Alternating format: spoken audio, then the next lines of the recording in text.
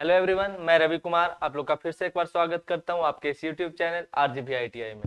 इस चैनल के माध्यम से हम लोग एंटिटी से रिलेटेड कोर्सेज के बारे में पढ़ रहे हैं, जिसमें हमारा अभी चल रहा है क्या, हम लोग का अभी चल रहा है जो पेपर, वो पेपर 6 चल रहा है, आधुनिक शिक्षण विधियां, तो इंग्लिश में मॉडर्न टीचिंग मेथड्स कहते हैं। आज का जो हमारा टॉपिक होने वाला है वो है बेसिक शिक्षा पद्धति। बेसिक शिक्षा पद्धति मतलब बेसिक, तो इंग्लिश में बोल सकते हैं बेसिक एजुकेशन मेथड। ये मेथड जो है, इसके जो प्रतिपादक हैं वो कौन थे? महात्मा गांधी। महात्मा गांधी ने ये शिक्षा पद्धति का प्रतिपादन किया है। क्या बोल सकते हैं कि इस शिक्षा पद्धति के जनक महात्मा गांधी थे। ठीक है, तो देखिए गांधी जी का शिक्षा क्षेत्र में बहुत ही महत्वपूर्ण योगदान रहा है। भले ही लोग उनको ज्यादातर क्या है, सामाजिक और आंदोलन के लिए उनको जानते हैं, सामाजिक भूमिका उनकी ज्यादा रही है सामाजिक क्षेत्रों में, लेकिन वास्तविकता ये थी कि महात्मा गांधी का क्या है कि शिक्षा के क्षेत्र में बहुत बड़ा योगदान। आज जो हम लोग जिस शिक्षण पद्धति के द्वारा आज हम लोग जो पढ़ते हैं इंडिया में, वो क्या है, वो है बेसिक शिक्षा पद्धति, जो कि महात्मा गांधी जी के द्वारा ही दिया गया था। चलिए देखते हैं इसको थोड़ा हम लोग कि राजनीतिक एवं सामाजिक क्षेत्रों में महात्मा गांधी का योगदान इतना महत्वपूर्ण रहा है कि शिक्षा दर्शन एवं शिक्षा के क्षेत्र में किए गए उनके कार्य पर संसार का ध्यान उतना नहीं गया जितना जाना चाहिए था। ठीक है ना, महात्मा गांधी ने जितना शिक्षा के क्षेत्र में जितना कार्य किया है, उतना लोगों का फोकस उनके ऊपर नहीं रहा, या कह सकते हैं दूसरे शब्दों में कि उनके द्वारा किए गए शिक्षा पद्धति में के जो कार्य थे उस पर हम लोगों का ध्यान उतना नहीं गया जितना हम लोगों का जाना चाहिए था। ठीक है, तो इसमें क्या है कि इनका जो जीवन दर्शन है, गांधी जी का जो जीवन दर्शन है, उसमें क्या है, इसको थोड़ा सा देखते हैं। इसमें मुख्य रूप से इन्होंने 4 तरह के तत्वों की चर्चा की है: सत्य, अहिंसा, निर्भयता तथा सत्याग्रह। है ना, इन 4 तत्वों का मुख्य रूप से समावेश मिलता है इनके पूरे जीवन दर्शन में। उन्होंने पूरे जीवन में जो भी कार्य किए उनमें मुख्य रूप से इन्हीं 4 तत्वों का, सत्य, अहिंसा, निर्भयता तथा सत्याग्रह का समावेश मिलता है। जिसमें सत्य, सत्य का तात्पर्य क्या है? देखिए, सत्य का तात्पर्य है कि सत्य, गांधी जी के लिए सत्य सर्वश्रेष्ठ सिद्धांत था। क्या था? गांधी जी के लिए जो सत्य है वो एकदम सर्वश्रेष्ठ सिद्धांत था, जिसका संपूर्ण जीवन के लिए एक क्या है, प्रयोग था।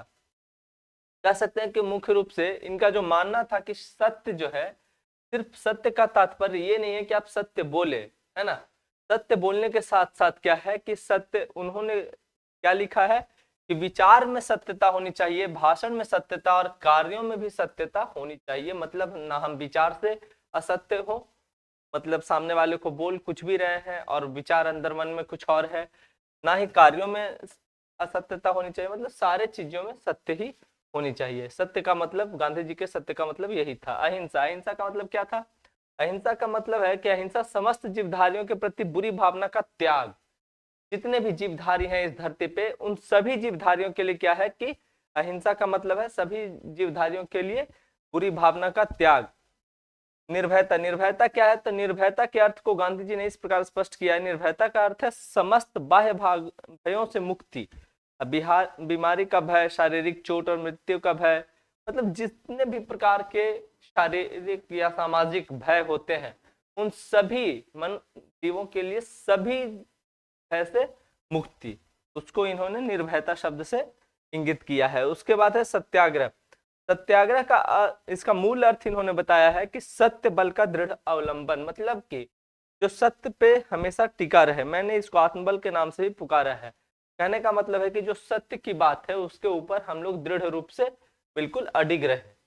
ये था सत्यता, ये है सत्याग्रह। ठीक है, सत्याग्रह के बाद का क्या है कि गांधी जी का शिक्षा दर्शन में, शिक्षा में कुछ इन्होंने अपना फिलॉसफी दिया था। वो क्या है फिलॉसफी इनका? तो आधुनिक परिस्थितियों के अनुसार शिक्षा।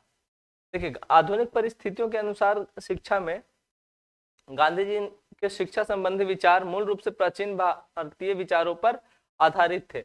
इनका जो मानना था शिक्षा के क्षेत्र में, जो प्रारंभिक सोच थी, वो था क्या कि भारतीय जो शिक्षण पद्धति थी, प्राचीन शिक्षण पद्धतियां, उन्हीं में का विश्वास था। लेकिन उसके पश्चात हुआ क्या कि किंतु वे पाश्चात्य शिक्षा दर्शन दार्शनिकों के आधुनिक सिद्धांतों से भी प्रभावित हुए थे, क्योंकि इन्होंने अपने आगे की उच्च शिक्षा कहाँ, इंग्लैंड में जाके की है ना, बैरिस्ट्री वहां से की है।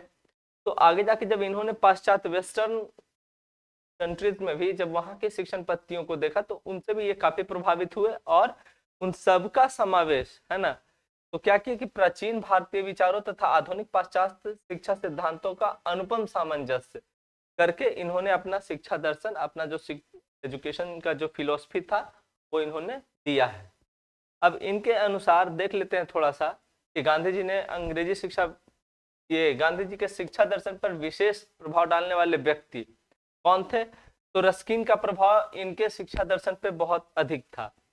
ठीक है, रस्किन का प्रभाव, रस्किन का क्या है, रस्किन की एक पुस्तक है अनटू दिस लास्ट, पढ़कर गांधी ने श्रम के महत्व पर बल दिया है ना, कि किसी भी छात्र को, किसी भी व्यक्ति को अगर शिक्षा दी जाए तो उसमें क्या है कि श्रम के महत्व के बारे में इस पे चर्चा उनको मिली। टॉल्स्टॉय के माध्यम से क्या है, टॉल्स्टॉय के पुस्तक में जो बुक था उसमें the kingdom of God is with in you, इससे प्रभावित होकर गांधी जी ने क्या, इससे प्रेम का महत्व समझा। ठीक है ना, इसमें क्या है, टॉल्स्टॉय के बुक से इन्होंने प्रेम का महत्व को अंगीकार किया। उसके बाद है रेचंद भाई का प्रभाव। रेचंद भाई जो थे उच्च चरित्र के विद्वान व्यक्ति थे और इनसे उन्होंने क्या, गांधी ने सत्य तथा अहिंसा का पाठ सीखा।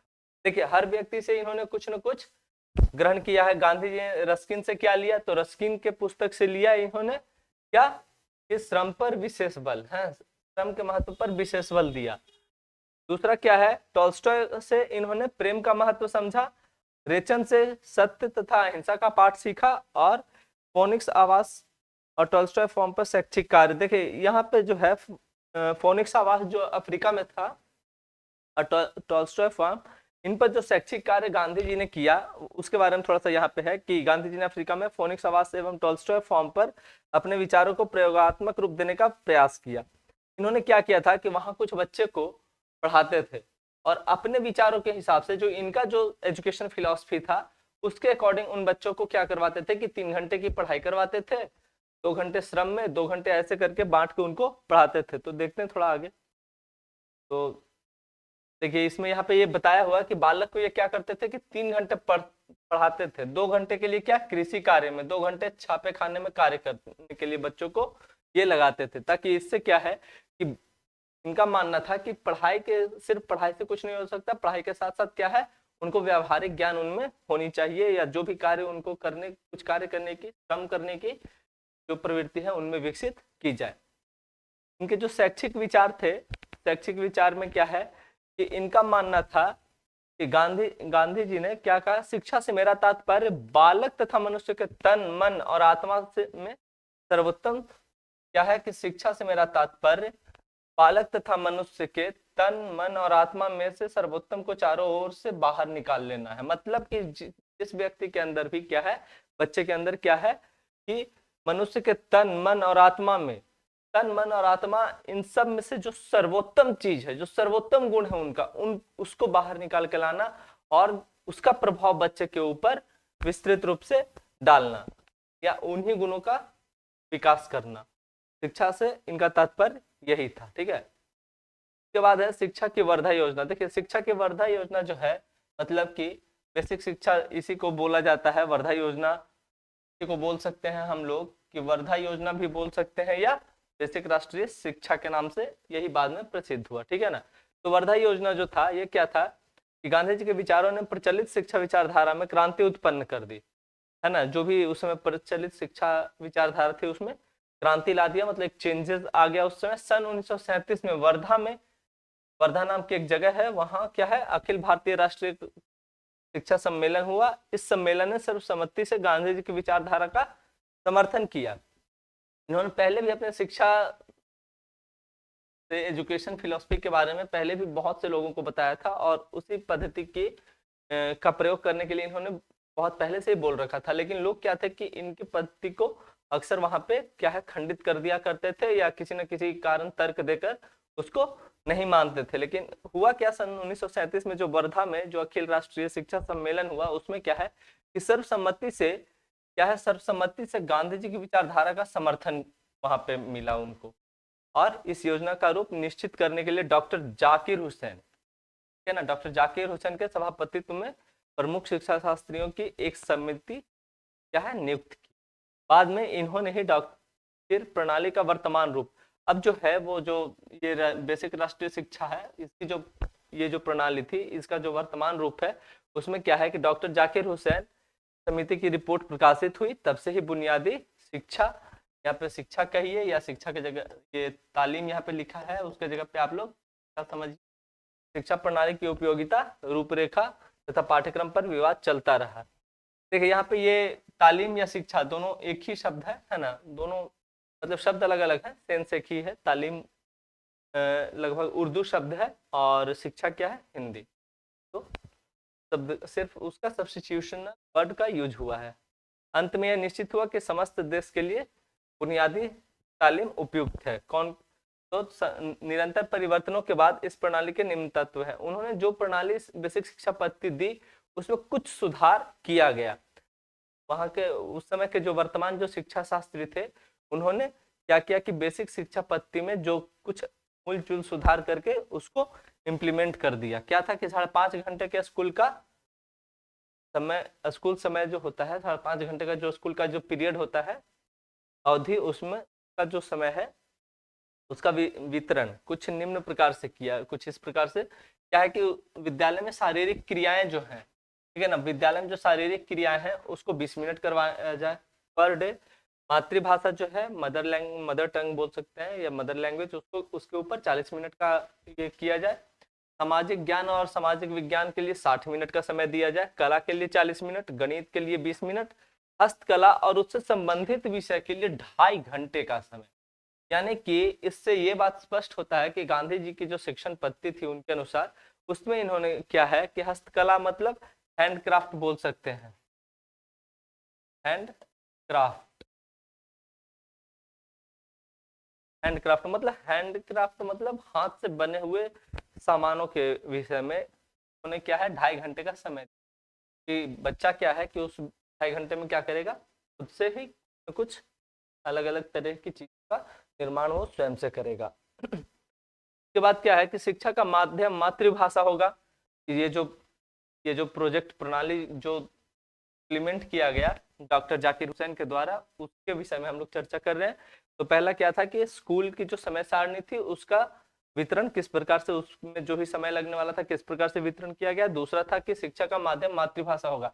अभी भी जो शिक्षण पद्धति जो हम लोग के यहाँ जो अभी 2022-23 में अभी जो यूज किया जा रहा है, या एनईपी जिसको बोलते हैं, 2020 के आसपास आया न्यू एजुकेशन पॉलिसी इसमें जो आया, उसमें भी क्या है कि इस पे विशेष बल दिया गया कि बच्चों को क्या है कि उसकी मातृभाषा में उसको शिक्षा दी जानी चाहिए, है ना। बच्चों को शिक्षा उसकी मातृभाषा में दी जानी चाहिए। मातृभाषा में शिक्षा देने का विशेष महत्व है कि बच्चा क्या है किसी भी चीज को आसान शब्दों में वो समझ पाएगा। तीसरा क्या है, आत्मनिर्भरता को विशेष बल न दिया जाए, बस बनी ही चीजों की बिक्री से शिक्षा व्यय का कुछ भाग पूरा किया जाए। मतलब कि आत्मनिर्भरता का मतलब क्या है, अब स्कूल में किसी भी चीज की आवश्यकता है तो ऐसा नहीं कि हाँ वो स्कूल के माध्यम से उसको पूरा किया जाए। स्कूल के माध्यम से अगर उसको पूरा करने में लग जाएंगे तो बच्चों का क्या है कि समय उसमें सारा समय व्यतीत हो जाएगा। तो क्या है वहां पे आत्मनिर्भरता को विशेष बल न देकर क्या है कि कुछ चीजों को क्या है बाहर से भी खरीद कर लेकिन शिक्षा की व्यवस्था को पूर्ण किया जाए। चौथा, यथासंभव पाठ्यपुस्तकों के प्रयोग को समाप्त किया जाए। मतलब इनका मानना था कि जो भी पाठ्यपुस्तकें उस समय जो चल रही है उसको क्या है कि यथासंभव उसको समाप्त कर दिया जाए। और पांचवा है 8 वर्ष की अनिवार्य निःशुल्क शिक्षा के 2 स्तर होंगे। मतलब 8 वर्ष तक की आयु के, मतलब इसको कह सकते हैं कि 8 वर्ष के लिए किसी भी व्यक्ति के लिए शिक्षा 8 वर्ष अनिवार्य कर दिया जाए। इसमें क्या है कि प्राथमिक स्तर मतलब 5 वर्ष और माध्यमिक स्तर पर 3 वर्ष, मतलब क्लास 8 तक की शिक्षा क्या है सभी के लिए बिल्कुल कंपलसरी कर दी जाए। आप लोगों को आप लोगों में से पता होगा बहुत से लोगों को कि पहले ये क्लास 8 भी बोर्ड हुआ करता था, बोर्ड एग्जाम हुआ करता था। क्लास 5 भी कुछ समय के लिए शायद बोर्ड रहा है, ये कंफर्म हमको पता नहीं, लेकिन हाँ ये पता है कि पहले क्लास 8 बोर्ड एग्जाम हुआ करता था। जैसे अभी हम लोग के टाइम में क्या है क्लास 10 बोर्ड एग्जाम था, और अभी एनईपी के अनुसार न्यू एजुकेशन पॉलिसी के अनुसार तो अब क्लास 10 भी बोर्ड नहीं रहा। इसके बाद क्या है कि 6 में क्या है, हस्तकला शिक्षा का आधार होगा और हस्तकला के अतिरिक्त बालक के सामाजिक और भौतिक वातावरण का शिक्षा से संबंध स्थापित करना होगा। इनका मानना था कि हस्तकला शिक्षा का आधार होगा, मतलब कि हैंडक्राफ्ट के द्वारा बनाई गई चीजें ही शिक्षा का मूल आधार होगा।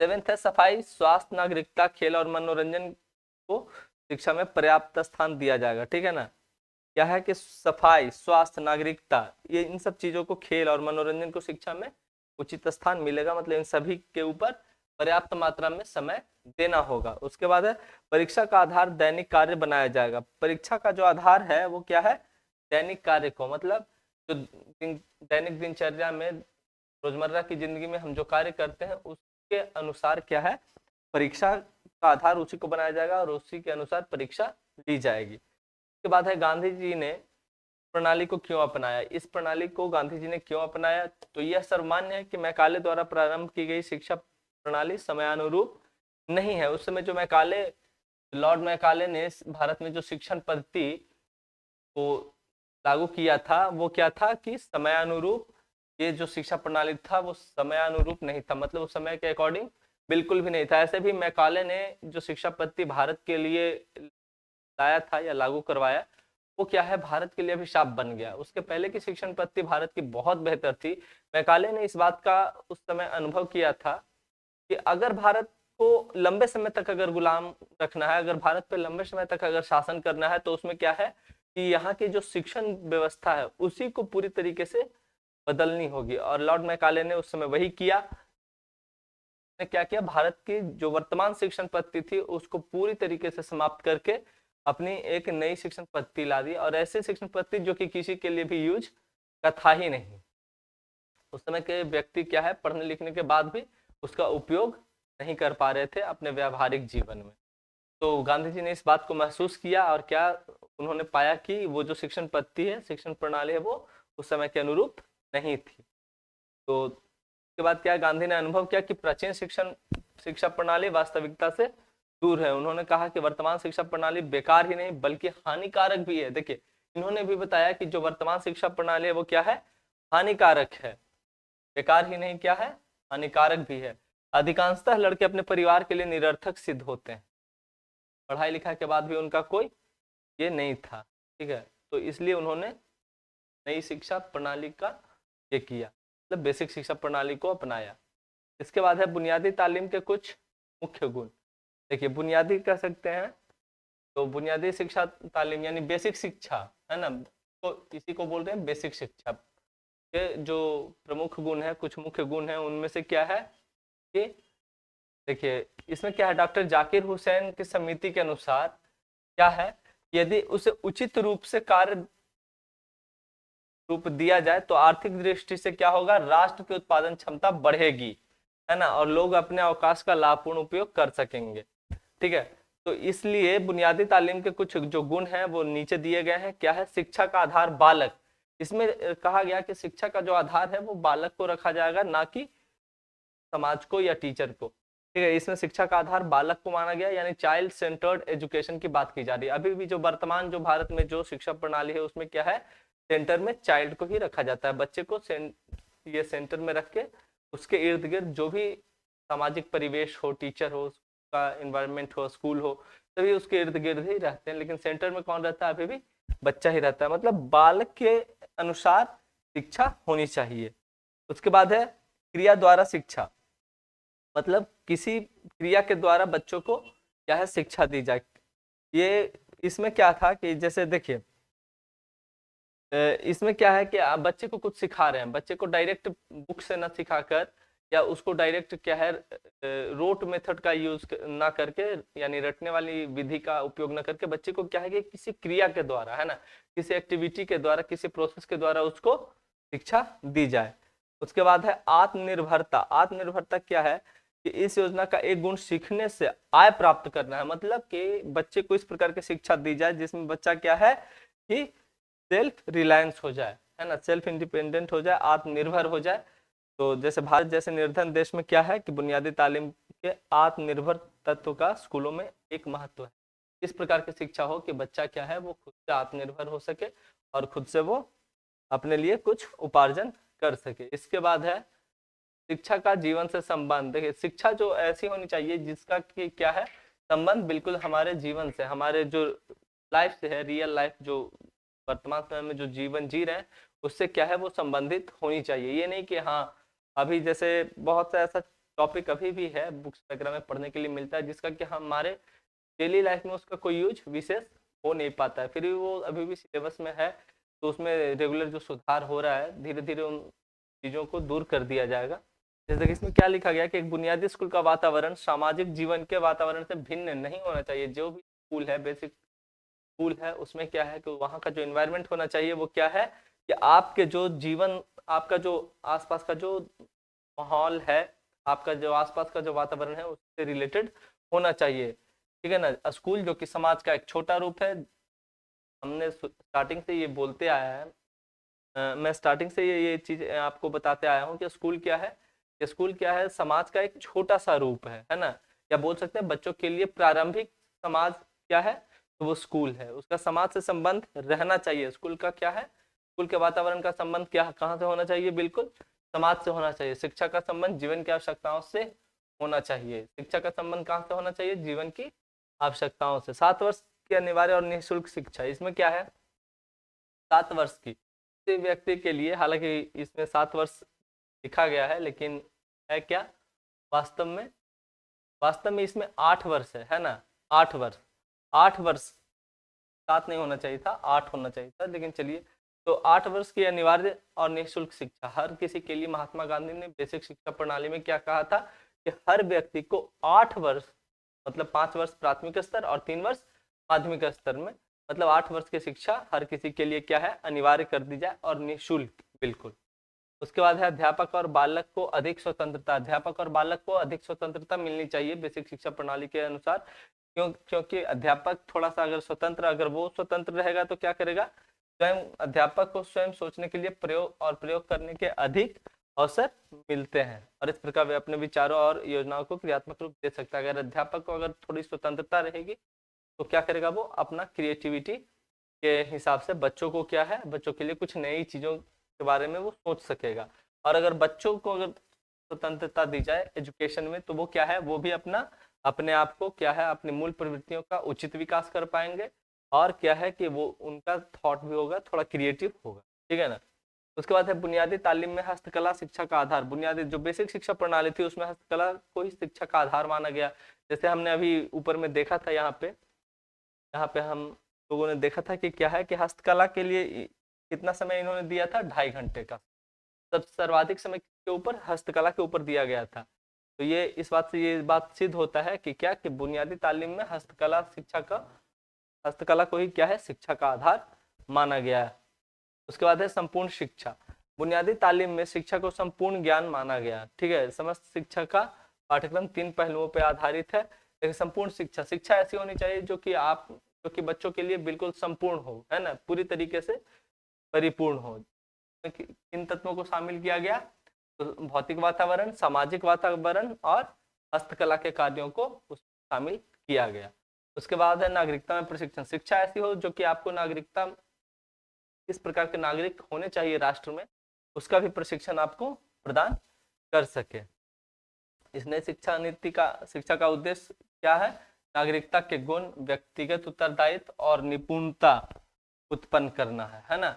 मतलब कि नागरिकता के क्या क्या एक नागरिक के गुण होने चाहिए, व्यक्तिगत उत्तरदायित्व आपका क्या है समाज के प्रति, और क्या है निपुणता, किसी भी चीज में किसी भी कार्य को करने के लिए आपको निपुण बनाना का उद्देश्य था। उसके बाद है बुनियादी तालीम किसी एक वर्ग के लिए नहीं है। बुनियादी तालीम जो था, बेसिक जो एजुकेशन जो मेथड था, वो क्या है किसी विशेष वर्ग के लिए या किसी एक वर्ग के लिए नहीं था। ये क्या था, ये सबके लिए था, है ना। ये जिसमें अमीर गरीब का अंतर नहीं होगा और प्रत्येक को जीविका का उपार्जन, वेतन और स्वतंत्रता का अधिकार होगा। ये समाज के सभी तत्वों के लिए, सभी वर्गों के लिए ये जो शिक्षा प्रणाली थी वो लागू की गई।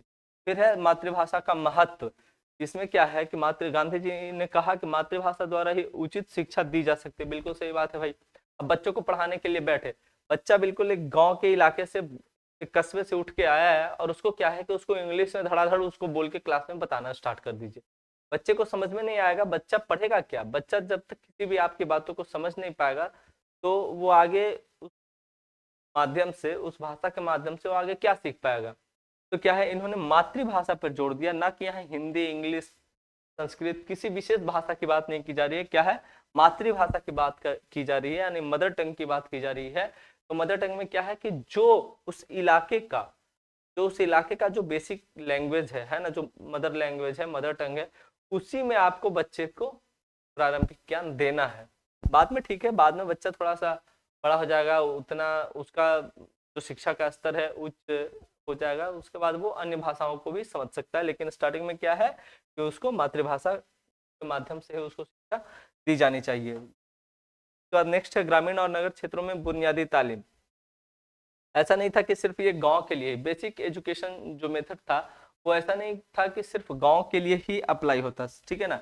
शहरों में भी प्रकार की शिक्षा प्रणाली की विशेष आवश्यकता थी उस समय, क्योंकि जो उस समय की जो वर्तमान जो शिक्षण पद्धति थी वो क्या था कि युवाओं को या लड़कों को क्या है, जो बच्चे होते थे उनको बिल्कुल, उनकी जो शिक्षण प्रणाली थी बिल्कुल निरर्थक थी। उसको उससे शिक्षा प्राप्त करने के बावजूद भी जो बच्चे हैं किसी कार्य के नहीं होते थे। उसके बाद है, देखिए लास्ट में क्या है कि शिक्षा आयोग 1964 से 66 बुनियादी शिक्षा संबंधी विचार। इसमें क्या है कि जो बेसिक एजुकेशन था, बेसिक एजुकेशन, जो एक एजुकेशन कमीशन बना था 1964 से 66 के बीच में, ये आयोग का गठन किया गया था। तो उनका विचार क्या था ये बेसिक एजुकेशन मेथड को लेकर, उसको थोड़ा देखते हैं। इसमें क्या है, नई पाठचर्या और बुनियादी शिक्षा। देखिए इसमें क्या है, शिक्षा आयोग ने बुनियादी शिक्षा का महत्व इस प्रकार प्रकट किया है ना, इस प्रकार प्रकट किया। महात्मा गांधी ने बुनियादी शिक्षा का आंदोलन शुरू किया था। ठीक है, बुनियादी शिक्षा के लिए किसने आंदोलन शुरू किया? तो महात्मा गांधी ने। चलिए इसको इतना विस्तार से न पढ़ते हुए सीधा बात समझते हैं कि इसमें क्या था कि इसमें मूल रूप से 3 प्रकार की बातों का जिक्र किया गया है ना, चर्चा की गई। मूल रूप से 3 प्रकार की बातों की चर्चा हुई। और वो बातें कौन कौन सी थी? तो पहला था शिक्षा के उत्पादक कार्यकलाप, दूसरा पाठचर्या का उत्पादक कार्यकलाप और भौतिक तथा सामाजिक पर्यावरण से सहसंबंध, और तीसरा था स्कूल और स्थानीय समुदाय से घनिष्ठ संबंध। ये 3 प्रकार की बातों की चर्चा की गई। इसमें की गई शिक्षा आयोग 1964-66 के बुनियादी शिक्षा संबंधी विचार थे, उसमें ये की गई। उनके विचारों में था इस ये 3 प्रकार से, मूल रूप से ये 3 प्रकार से शिक्षा दी जानी चाहिए इस शिक्षण प्रणाली में। तो उत्पादक कार्य, देखिए उत्पादक कार्य में क्या है, शिक्षा के उत्पादक कार्यकलाप। उत्पादक कार्य मतलब शिक्षा इस प्रकार से होनी चाहिए थी जो कि क्या है कि बच्चों को ना उत्पादक कार्यों के लिए प्रेरित करे। ठीक है, उनको क्या है, उनके अंदर क्रिएटिविटी को डेवलप करे। जैसे कुछ स्कूलों में क्या है, स्कूल और कॉलेजों में काम आने वाले वर्कशॉप संबंधी और उपस्करों को तैयार करने का काम शुरू करना चाहिए। शिक्षा इस प्रकार की होनी चाहिए कि स्कूल में जो यूज हो रहा है, स्कूल में शिक्षा इस प्रकार से होनी चाहिए कि स्कूल और कॉलेज दोनों जगह जो यूज होने वाला कुछ ऐसा सामान है उसको क्या है, तो स्कूल में ही बच्चा बनाना शुरू कर दे। दूसरा क्या है, जहां तक चुनी हुई विज्ञान और शिल्प विज्ञान की संस्थाओं की बात है तो उनमें खास औद्योगिक और वैज्ञानिक परियोजनाओं पर काम शुरू करना। जैसे जो भी उच्च शिक्षा में क्या है, विज्ञान और शिल्प विज्ञान की जो संस्थाएं थी उनमें बच्चों में, उन संस्थाओं के अंदर जो बच्चे जो पढ़ रहे थे उनके अंदर किस प्रकार की क्षमता का विकास करना, तो उनमें खास खास औद्योगिक और वैज्ञानिक परियोजनाओं पर काम शुरू करना प्रत्येक दृष्टि से बहुत उत्साहवर्धक और लाभकारी होगा। मतलब बच्चे जब इंस्टीट्यूट में हैं उसी समय उनसे क्या है, उत्पादकता का कार्य करवाया जाए, उसी समय उनको इन कार्यों के लिए प्रेरित किया जाए। उसके बाद क्या है कि कुछ संस्थाएं अपने लिए और अपने आसपास के लोगों के लिए आवश्यक फर्नीचर और शिक्षा साधन आदि के निर्माण का काम हाथ में ले सकते हैं। मतलब स्कूल को ही बोल रहे हैं इस चीज का टेंडर ले लेने के लिए कि मतलब आसपास जो भी आपके आसपास जो लोग हैं उसके लिए आवश्यक फर्नीचर और स्कूल के लिए भी जो भी फर्नीचर्स हैं वो सब का निर्माण क्या है, बच्चों से ही करवाया जाए जो कि बच्चे अभी स्कूल में ही पढ़ रहे हैं। और उसके बाद है जो इसमें सेकंड था वो है सहसंबंध। किससे सहसंबंध? तो देखिए यहाँ पे पाठचर्या का उत्पादक कार्यकलापों और भौतिक तथा सामाजिक पर्यावरण से सहसंबंध। मतलब शिक्षा इस प्रकार से होनी चाहिए जो कि हर क्या है कि सभी के साथ वो सहसंबंध स्थापित करने का प्रयत्न कर सके, है ना। आयोग ने शिक्षा प्रणाली में यथासंभव सब जगह सहसंबंध स्थापित करने का प्रयत्न किया है। ठीक है, इसमें सभी आप क्या है कि अपने शिक्षा के द्वारा आपसी सामाजिक जो वातावरण है, जो समाज का परिवेश है, उसके साथ आप सहसंबंध स्थापित कर सके। उसके बाद है लास्ट है इसमें स्कूल समुदाय संबंध।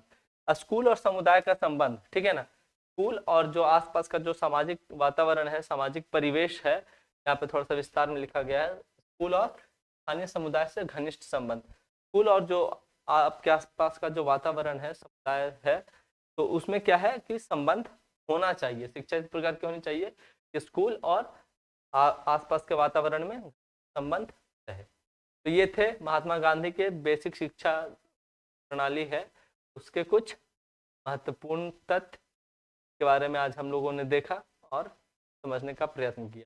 उम्मीद करते हैं कि जो अभी का जो वर्तमान जो बेसिक एजुकेशन मेथड है उसके विषय में आप लोग समझ गए होंगे। और अगर बातें समझ में आए और वीडियो अगर आपको अच्छा लगे तो लाइक शेयर और सब्सक्राइब जरूर करें।